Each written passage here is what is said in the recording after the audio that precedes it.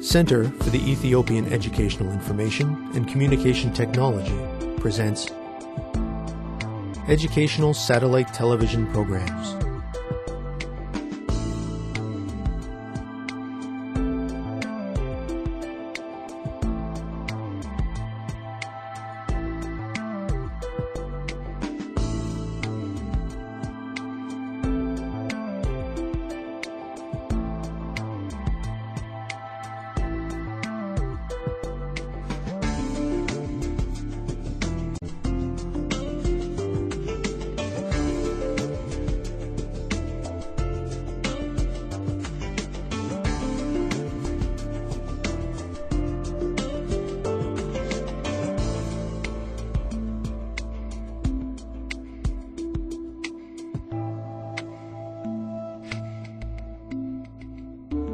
Hello, teacher. Hello, students. Welcome to today's lesson on transformations of the plane. In the last few lessons, we learned about the representation and application of vectors. Today, we are going to learn the definition of transformation. We are going to learn its different types and some ways in which it can be classified. We will also study translation, which is a type of transformation with rigid motion. Are you ready to begin, students? Let us get started by learning about transformations. Transformations have a great deal of practical importance. They can be managed in different forms. There are those that maintain direction and those that change direction. There are many types of transformation, but in this unit, we will concentrate on only three: translations, reflections, and rotations. Some transformations preserve shape, size, or the distance between any 2 points. Based on this, transformations are named as either rigid motion or non-rigid motion. A motion is said to be rigid motion if it preserves distance. Rigid motion carries any plane figure to a congruent plane figure. Therefore, it carries triangles to congruent triangles, rectangles to congruent rectangles, and so on. If distance changes, the motion of the transformation is said to be non-rigid. Let us suppose that T is a mapping of the plane onto itself, which sends point P to point P prime like this. If A is at 2 and -3, and B is at 5 and 4, let us compare the lengths of the vectors before and after the transformations. If we are to compare the length of the vectors, we must determine the vector's original length. The horizontal distance between A and B is 3 units. The vertical distance between A and B is 7 units. Therefore, the initial length of AB is the square root of 58 units. Now, let us try this transformation together. First, we replace the y coordinates for A and B with 0.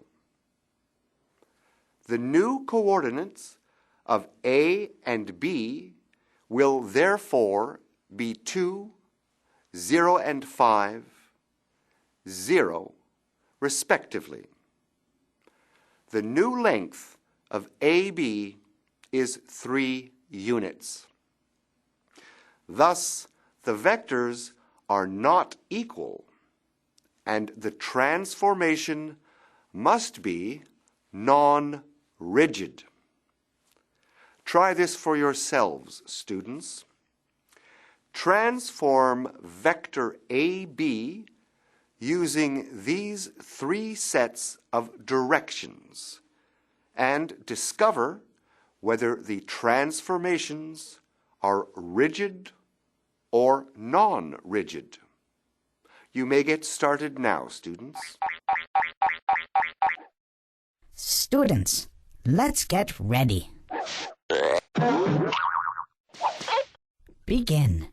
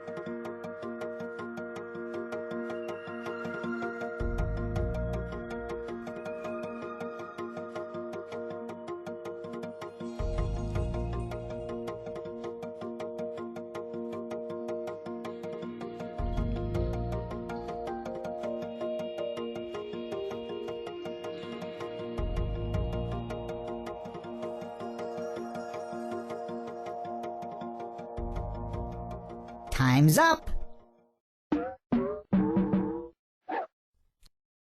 Let's get back to our lesson.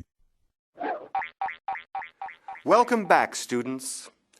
Did this exercise help you understand the concept of rigid motion? Transformation A had you invert AB's vertical coordinates. A prime is at 2, 3, and B prime is at 5, -4. Their product is 3, -7. When we determine the length of the line, we find that it remains the same. Therefore, the motion of the transformation is rigid. Transformation B moved the vector 1 unit right and 3 units down. A prime is at 3, -6. B prime is at 6, 1. As you can see, the vector of A prime and B prime is still 3, 7. Therefore, the length remains constant, so the motion is rigid. Transformation C was the most complicated. The value of x is halved, and the value of y is doubled. Therefore, A prime is 1, -6, and B prime is 5/2, 8. The vector of A prime and B prime is 3/2, 14. When we square each coordinate, add them, and find their square root, the answer is 198 1/4. The length of the line is dramatically different. The motion of this transformation must be non-rigid. Do you understand this idea now, students? Excellent. You will find that all types of transformations can be classified as either rigid or non-rigid. In this activity, the transformation B is known as a translation. This describes the type of transformation in which every point of a figure is moved along the same direction through the same distance. The resulting shape is called an image. Translation is also called parallel movement. If point P is translated to a new set of coordinates called P prime, then the resulting vector is called the translation vector. Let us try a simple example. T is a transformation that takes the origin to 4, 1. We will determine the translation vector and find the image of point P at -3, 5. Since T takes the origin to 4, 1, that must be our translation vector. To transform point P, we must add its original coordinates to the coordinates of the translation vector. Negative 3 plus 4, 5 plus 1.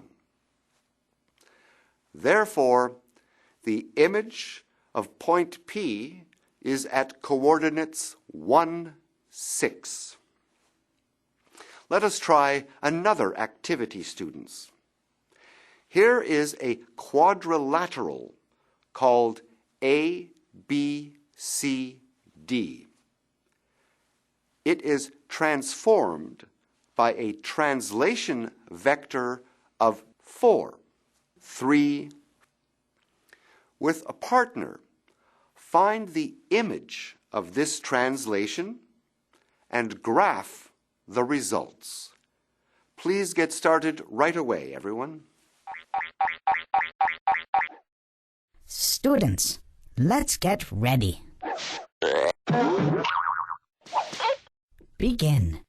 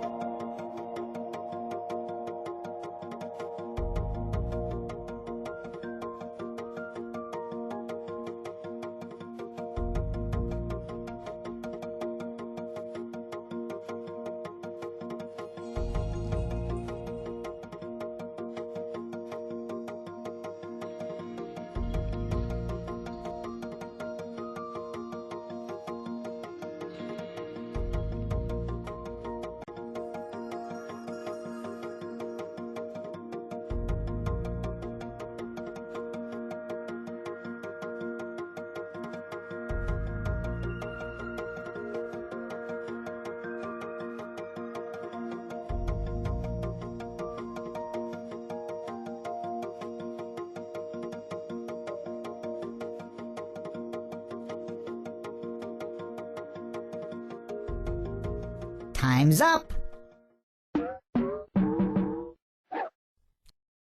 Let's get back to our lesson. Hello again, students. I am confident that you had no trouble finding the image of this quadrilateral. Shall we go through the answer together? Point A translates from 2, 1 to 6, 4. Point B translates from 4, 3 to 8, 6. Point C translates from 4, 7 to 8, 10. Point D translates from 5, 2 to 6, 8. Does your image look like this? Great job, students. You now understand this type of transformation. Be sure to practice with some more exercises. You will find that any two-dimensional shape can be translated in the same way as this quadrilateral. We will look at one more example. Let us find the image of the equation of the line 2x minus y equals 3 under the translation vector of minus 1, 2. Under this translation vector, the point x, y is translated to point x plus 1, y minus 2. We then substitute this into the equation. Our new equation is 2x minus y equals negative 1. That is all for this lesson. Today we have learned what a transformation is. We have learned that the motion of a transformation can be called either rigid or non-rigid, depending on whether the distances remain constant. We have also learned about translation. Until next time, thank you, teacher. Thank you, students.